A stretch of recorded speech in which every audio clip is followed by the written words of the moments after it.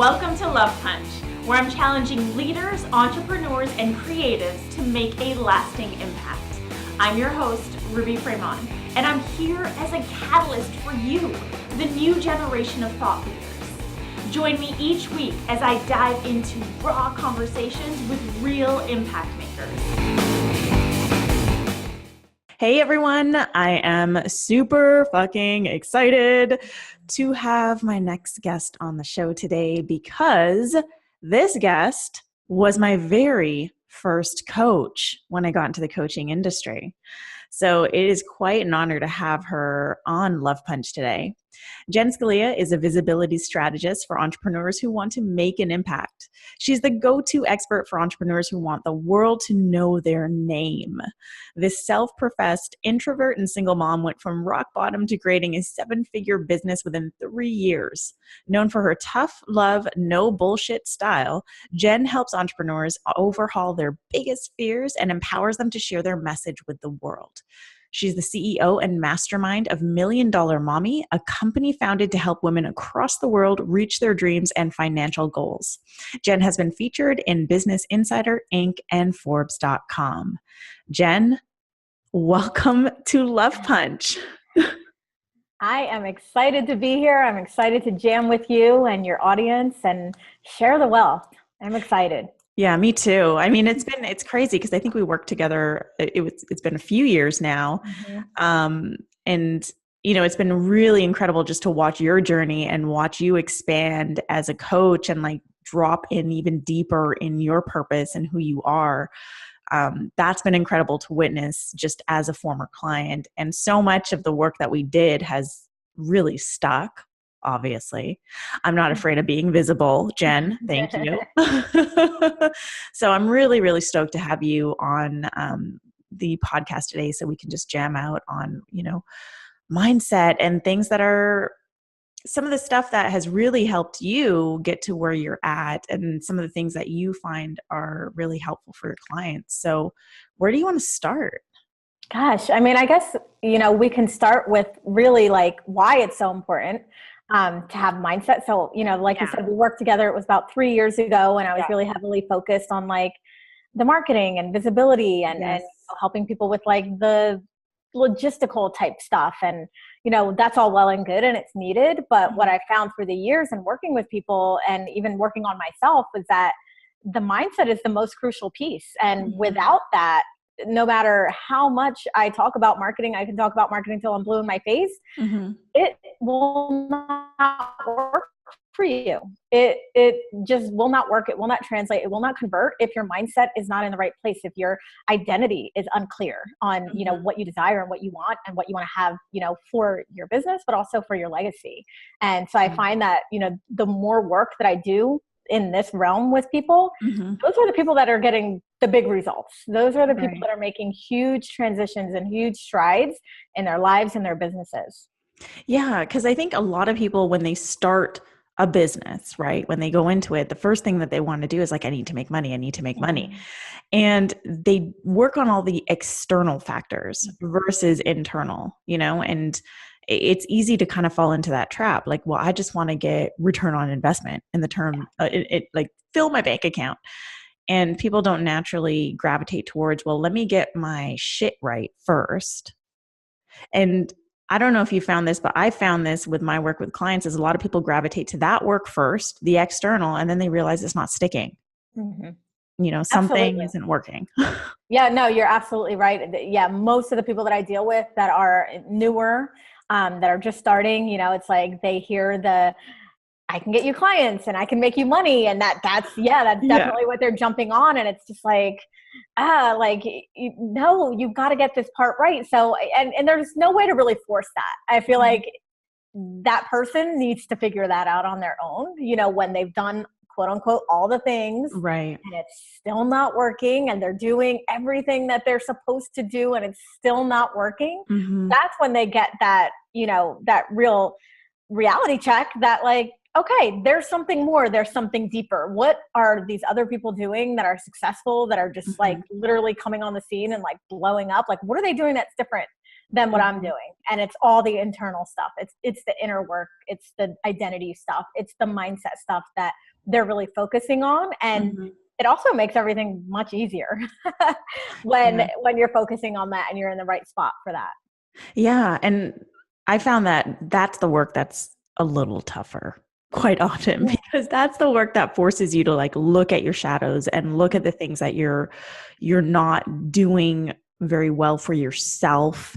Look at the way in which you're talking to yourself. Look at the way in which your beliefs are shaped and formed. And that's the tough stuff, right? Like putting together a funnel or a marketing campaign, we can, fill in the blanks and create something. But when you're doing what I call deep work, it can be a lot more frustrating because you're dealing with like the parts of you that you don't necessarily want to deal with. Oh, totally. I mean, I work with multiple coaches. I work with mindset coaches, life coaches, relationship coaches, spiritual coaches. I mean, to be honest with you, I don't really even hire people like business coaches anymore. Most of the coaches that I end up hiring for myself are, around that piece versus, here's the marketing, because I already know all that. Right. Yeah. And I hate it. Like, I'll be the first to admit, I hate when I have to get on the call with my life coach, because I have to face my shit. Like, you're absolutely right. And it's not easy, but that is the work that needs to be done. And once you can get, really into the flow of like awareness around, those mistakes or learning those lessons or digging deeper into what you desire, then the rest is just like, it's literally a cakewalk. Like, okay, the ideas will come to you. The right marketing strategy is going to come to you. You know exactly what to sell to your clients. You're going to know exactly what to say to get them on board with your message. All that stuff comes effortlessly once you get yourself in order. And that's what a lot of people don't realize. And so for you, would you say that that's been happening over the past few years? Yeah. I mean, and I think also when I get into my head sometimes and I'm like, oh, what do I need to sell? Or how should I say this message? Or what should I post on Facebook? Like, I end up getting stuck, because I'm too in my head and not so much in like my heart and soul, where if I just like listened and I knew that like, this is my desire, this is what I want. And this is how, I'm being guided to deliver this message. When I can take that time and that space to listen to myself and to listen to what's on inside, that's when the magic happens. And it's so interesting that you say that, because you're talking about moving from your head into your heart, but we're also talking about mindset here. So would you mind just elaborating on that piece? Yeah, I think, I definitely mindset, I feel like is a buzzword. It's something a lot of people are like, oh, I'm a mindset coach, or I'm this, or I'm that. For me, mindset is the collective of a lot of different things. For me, it's the identity. It's, who you want to be, who you have to be, the identity of the person who's making 6 figures or 7 figures or 8 figures, whatever it is that you desire. I think it is about setting boundaries. I think it's about knowing your own standards and living up to them, and then only involving people who also live up to them. So I think, when I say mindset, it's, people think about, okay, well, it's, what's going on in your brain or your thoughts and things like that. But I think it's so much more than that. It really is more identity than mindset. Okay. So mindset isn't just what's going on in your head. It's actually the identity work and how we see ourselves. So why don't you talk to us more about the identity work?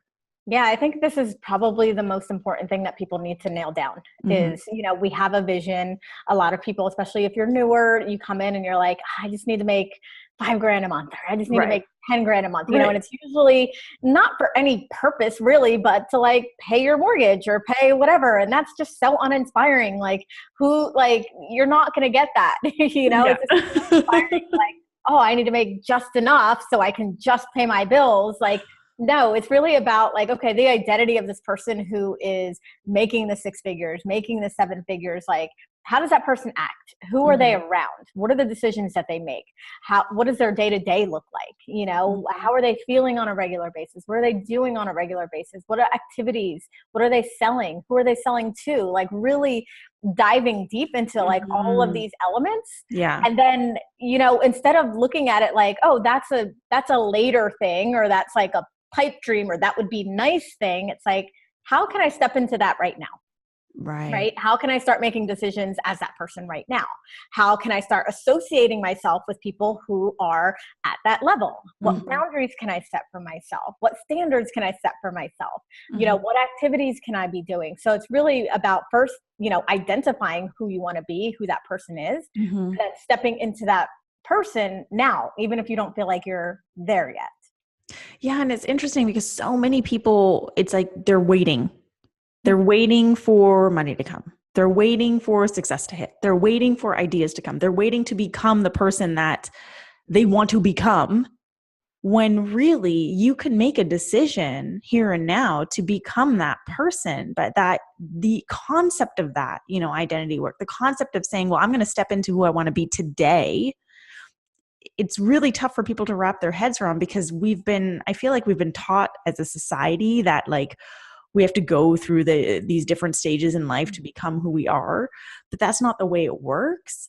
And so I love that you bring this up, because, you know, we do have visions. Everyone listening to this podcast right now has a vision, but it's like, who do you need to be to fulfill that vision? And then why are you not being that person today? Exactly. And I think, I mean, this is true for every area, you know, whether it's business, life, relationships, body, everything, you know, like if I ask myself, okay, I, you know, want to be this, you know, thin, athletic marathon runner, right? Like that's my vision. That's my identity. And then I ask myself, okay, am I doing what a fit, athletic marathon runner would be doing on a daily basis? Hell no, I'm not doing that, right? So what can I do now? Like maybe, you know, it's not going to look perfect right away, but I need to get up in the morning and run. You know, I need to commit to, you know, treating my body differently. So think about those like actual things that someone who is already there would be doing. And if you're not doing it, there's the disconnect. Right. So it's like making choices and decisions as if you are this person today. Exactly. You know, what would this person read? What would this person eat? What would this person do for self-care? Who would this person hang out with? You know, that sort of thing. So I'm curious to know, Jen, I'm super fucking curious to know, what is the identity that you have stepped into? Well, I think it's a constant evolution for me. And, you know, I like to set myself goals and have visions. And then usually when I'm like halfway there or part of the way there, I'm like, oh no, there's a bigger vision. There's a grander vision. You know, for me, it's very simple. You know, I you know, have a very simple lifestyle. I have a very simple life. I'm a single mom still, you know, after 7 years. And with a gorgeous son, by the way. He's so gorgeous. Adorable. Yes, he is gorgeous. And, you know, my number one priorities are to be a role model for him. Like I want him to look at me and be like, my mom's freaking badass. And I'm going to be a badass, right? I want to live a comfortable life where I don't have to worry about, you know, any financial pressures or anything, you know? And so obviously money needs to come into play there.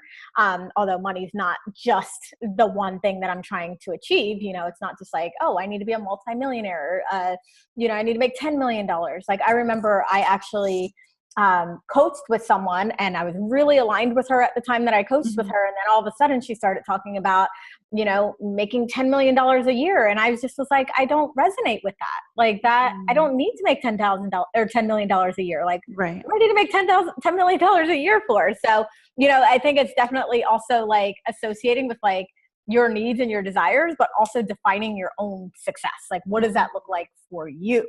Not for the next person or not for who people are saying you've got to go after 6 figures. Like, I don't know if you notice this online, but I, you know, before I felt like it was always like 6 figures. And now like everybody's like, nope, 6 figures isn't enough. Right. You go for 7 figures. And it's like, you know, you have to define like what that is for you. When I started my business, I wanted to make $5,000 a month. That was my goal because that would cover my bills and it would give me a little extra money to like give my son whatever he wanted. You know, now I'm making 10 times, you know, 10, 12, 15 times that every single month, but that wasn't the original goal. So like I said in the beginning, it's like, it's an evolution, right? And then as you start to achieve little things and as you start to have those little benchmarks towards the identity that you want to create, it's going to change. It's totally going to change. Life changes. Shit happens. you break up with people. Like, you know, Yeah. like that happens, and you just have to like be constantly like reinventing yourself. But again, you know, when you were talking about like who you have to become, and I often use that language as well, but it really isn't that. It's like, you're already that person. Like, you are already that person. It's really about like peeling back the layers and uncovering that person, that ultimate you, that up-leveled you that you desire to be. Yeah. It's funny that you say that, because I was just telling a friend yesterday who was sharing with me that they, you know, they've been going through all these changes and really working to become who they know they're here to be. And I shared with them, I said, you know, this really just sounds like it's you coming back to you. And this is what this is all about. You know, we're not, I say this all the time, babies aren't born with limitations. You know, like toddlers, when they're babies, when they start to learn to walk, they get up, they fall, they get up again. They don't fall and stay down. You know, we don't have that belief system yet.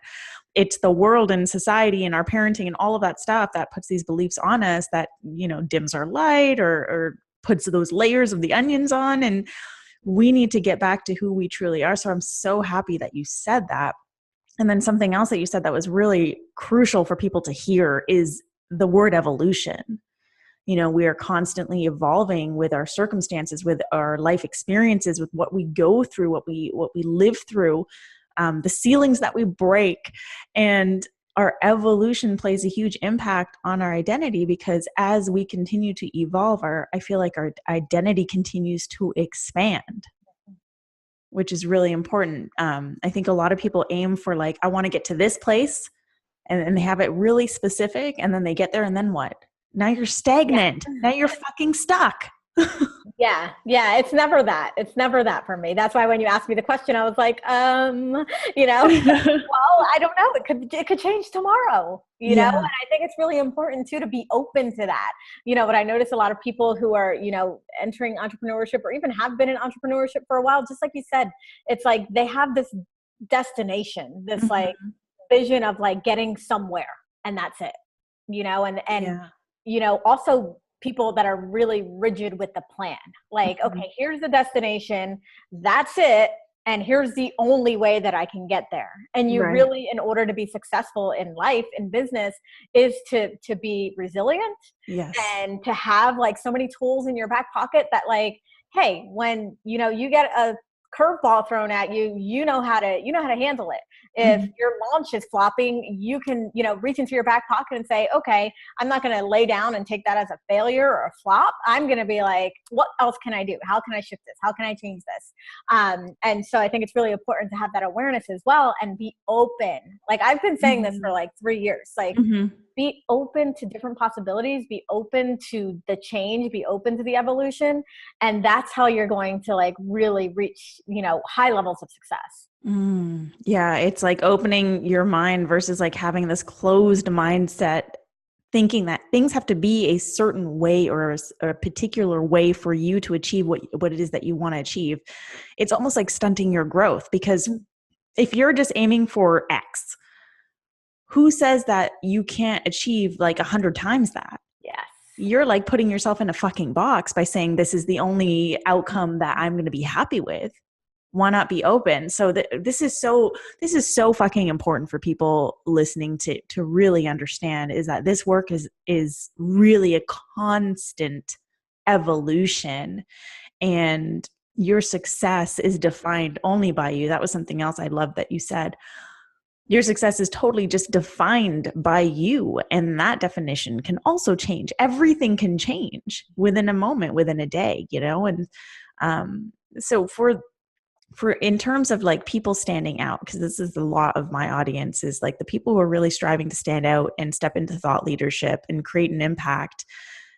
I feel for them, it's of the utmost importance to really honor this evolution and be who it is that they're striving to be. Just be that person. So what could you offer our listeners in terms of like maybe some starting steps to get into this identity work and to get moving in the direction that they really want to be moving in, versus like this either stagnancy or like doing the same shit and it's not fucking working? Yeah, I mean, I think, to continue on what we were just talking about, like, for me, journaling has been such a powerful, powerful tool. I've been doing it probably, I think, 2.5, 3 years, like every day journaling, like what I desire, and stepping into that identity and really looking at the whole picture. Like, I think, a lot of times people are also very like one track minded, or they're very closed, like they're only looking at parts of the picture, but like look at everything, right? Like, what do your relationships look like? What does your body look like? What does your day-to-day look like? Who are you surrounded by? What events are you attending? Like, really like visioning like the best thing that could possibly happen. And when you journal, for me anyway, the process of journaling is really, it helps with clarity. For me, not only shifting the mindset and shifting your beliefs around what you believe can happen for you and transpire for you, but just getting into this habit of like knowing that this shit's going to happen. Like, I don't know when, but it's going to freaking happen. And it can happen really fast, but you've got to get clear. And I think the journaling also helps with the clarity, because as you're doing it daily, and it might seem like you're repeating yourself, but I find that like there's always something new. Every day it's like, ooh, I want that too. And ooh, that would be really nice. And ooh, I might not want that anymore, and just getting like really, really clear and manifesting, through your visioning. So the journaling that you're talking about like you sit with your journal and you're like actually writing out what you desire or your vision. Is that what you're doing? Writing out the vision in the present tense, as if it's already there. Okay. So a lot of times what people do is if they think about their vision or they think about their desires, it's like, I want this, I want to be a thought leader. I want to impact millions. I want to, be on the cover of Entrepreneur magazine. And I feel that the want will always keep whatever it is just outside of your reach, because you don't really believe that you can have it. So when I journal, I would say something more like, I am a thought leader in the space who's well respected. I have thousands of people on my email list. I just got this feature on the cover of Forbes magazine. So talking about it in the present tense. And at first it's weird. Yeah. It's very weird. People, it's like, wait, I don't actually believe this yet. And am I lying to myself? Like, but again, it's like all of the thoughts and the beliefs and the patterns and the identity that we have right now is because we were repeatedly told that, whether by somebody else or by ourselves. So in order to shift that and in order to create the new identity and the new beliefs, we have to flood our minds with the new belief. And so at first it is going to feel weird.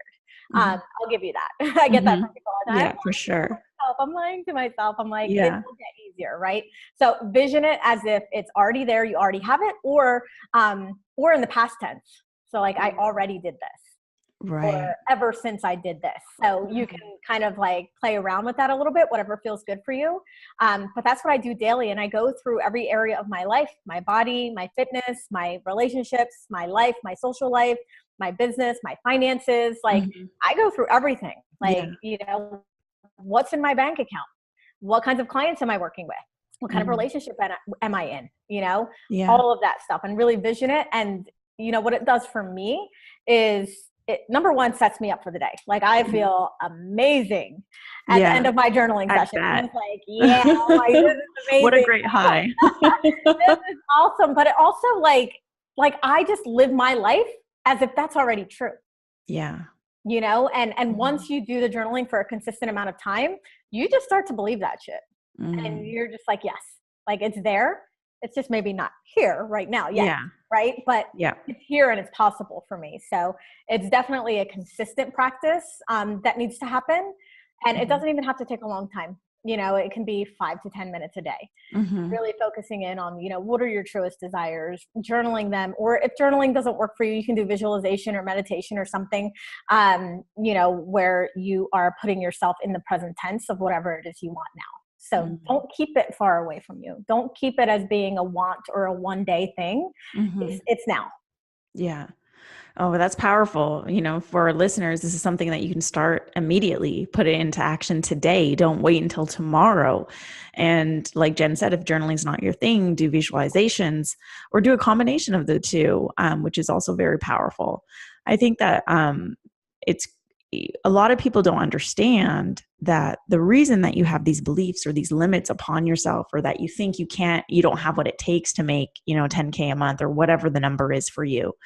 You don't have what it takes to be a thought leader, to be respected, is because of these beliefs that you have, either unconsciously or consciously been programmed with, and continue to feed yourself, right? You continue to tell yourself shit like, oh, who's going to believe me? Or I feel like an imposter. No one's going to want to work with me. No one's going to want to listen. That is shit that you're telling yourself on repeat every single fucking day. And this is what Jenn's talking about, this is what you've been programming yourself with every single day. So of course, the first few times, or the first dozen or 20 times that you do this journaling exercise, it's going to feel fucking weird. It's going to feel like this is not your life and you're being fake and you're lying to yourself.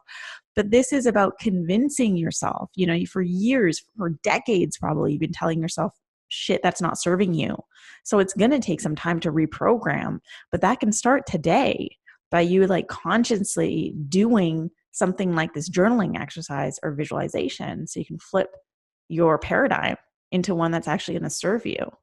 So I love that, Jenn. Thank you. And it can happen so fast. I mean, I tell people you can start manifesting shit right away, within days, within a week, and that's also a belief. And that's a little trick that I'll give you the listeners as well, is, one of the things I started to journal on as well was that things don't take a long time for me, because that's a belief. We may be okay, yeah, I can believe that I can make 10K a month. I can believe that, one day I'll be a thought leader. Okay, I'm getting it. But then we still have this time limitation, or we think that things, it has to take a certain time. It's going to take a few months. It might take a year. It might take whatever. And so one of the things I started doing with my journaling was journaling in this element of time. And that time and space does not exist when it comes to manifesting what I want. And it can literally happen like that. And that's another belief that I had to program, was okay, yeah, I could meet the man of my dreams tomorrow. Boom, done. I could lose 20 pounds in 30 days. Yeah. Every, health coach or fitness coach would be it's going to take you 6 months to a year. Right. But I put that in that no, it doesn't take a long time. The weight just literally drops off. And it does, right? I mean, I actually lost 8 pounds in the last 2 weeks, and I didn't even do anything. I just journaled about it. The mind is so powerful. But yeah, that's another little trick, is put in those little, things around time and how long something's going to take. I don't believe that you can say, I want to lose, XYZ pounds by, June 21st, whatever. I think that limits you for sure. For sure. But so not talking about time in the way of actually putting a date on something, but just saying it doesn't have to take time. It can happen just like that. It can happen in an instant. Doesn't have to take long. So also including that in your journaling as well will help. I love that idea of just playing with time, because it's true. We constrict ourselves with time so often. And the other thing I heard you say is, we're basically just giving ourselves the beliefs that we want, which is really cool and really fucking fun. It's I'm just going to sit with my journal and I'm going to reprogram on this, our iPhones and Macs and all that, they're built in with these automatic reboot systems where we can, we just have new software updates. Cool. Press enter, it's installed.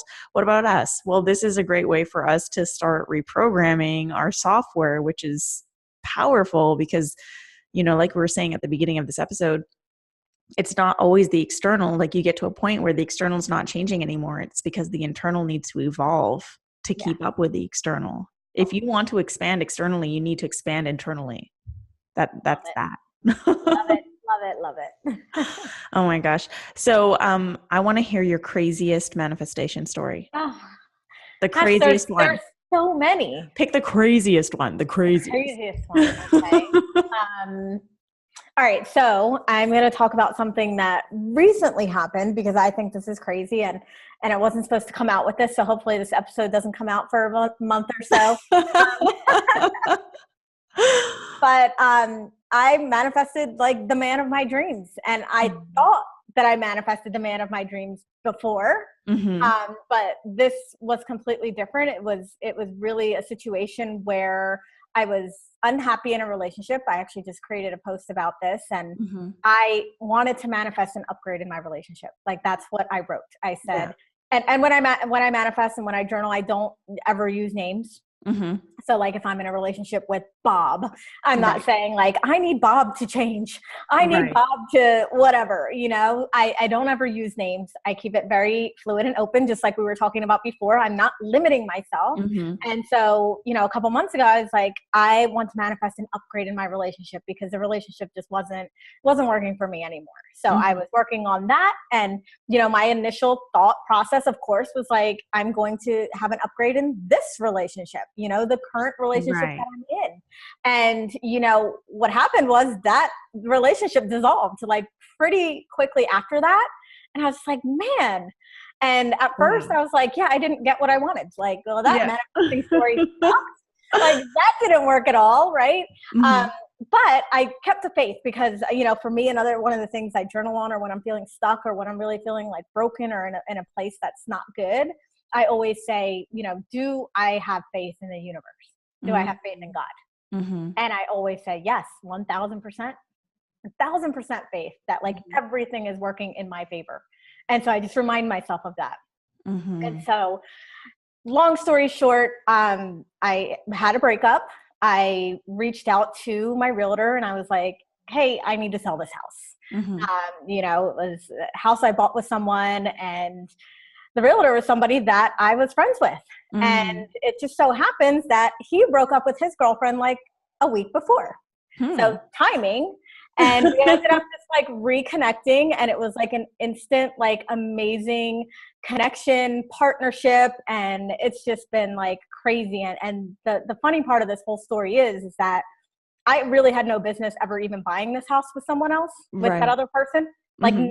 Like if I look back and I say, okay, a year ago when I went to buy this house, like we should have never bought a house together. Right. Like just, and so for me, the manifestation is like, well, if we never bought this house together, I would have never met this other person. Right? Yes. This other person came into my life at the right time. He had just broken up with his girlfriend. I reached out to him because I was going to sell this house, and it was just like, boom, that's it. Like story's over. Like, well, it's not over. It's just beginning. Right. But it's just, yeah, it's crazy. And that's the other point I want to make, is that it doesn't always look the way you think it's going to look. Yeah. That's why I talk about like being open.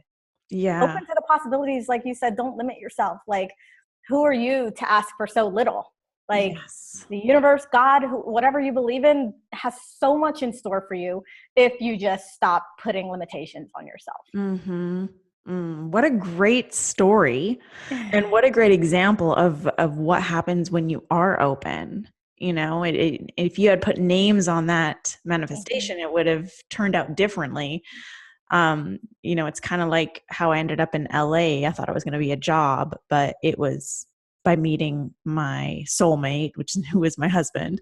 So it's really, really cool. And I think, a lot of ways that people teach this work, the mindset work and the manifestation work, it's almost like creating more limits for yourself. And the way that you're speaking about it is actually, no, like remain open and create new belief systems for yourself. And in fact, like bust through time and bust through all these other beliefs that constrict us in any ways, and just design a program that's going to help you expand into whatever it is that you're meant to expand into. I mean, it's powerful. Yeah. I love that. Well, thank you so much, Jenn, for coming on a Love Punch. And at the end of every episode, I ask my guest to share their own love punch. And, you know, I'm pretty sure you know what a love punch is, but it's just like a punchy affirmation mantra for our listeners to remember what we discussed today. So, Jenn, what is your love punch for today's episode? Oh gosh. Yeah, it is. I actually like what I just said, which is, who are you to ask for so little? Like, stop putting fucking limitations on yourself. Yes. That's what got you where you're at right now. So yes. If you want to expand, if you want to grow, stop putting those limitations on yourself. Stop asking for just enough. Just enough is not fucking enough. It's never enough. It's never enough. That's something I had to work on myself. I love that. Who are you to ask for so little? Thank you so much, Jenn, for joining me on Love Punch and for sharing your wisdom with our tribe. Please tell our listeners how they can stalk you online. Yes, the best place is my Facebook group. It's jenscalia.com/tribe. And I'm in there. I'm giving all kinds of love punches and smackdown live streams. And yeah, I tell it like it is. So if you want more of that, jenscalia.com/tribe. And that's where I spend most of my time. Cool. I will add that link to the show notes. Jenn, I appreciate you immensely. You've played just a pivotal role in my leap into the work that I do. So I honor you. Thank you so much for being here. And to our listeners, thank you for joining us on today's episode of Love Punch, where I am challenging thought leaders, influencers, and entrepreneurs like you to make a lasting impact. So if you liked this episode with me and Jenn, please share it with a friend and don't forget to hit subscribe. If you're feeling a little extra frisky, drop a review on iTunes. And if you just want to say hi or just have a question, just reach out on social media at I Am Ruby. I will see you all here next week for a brand new episode of Love Punch.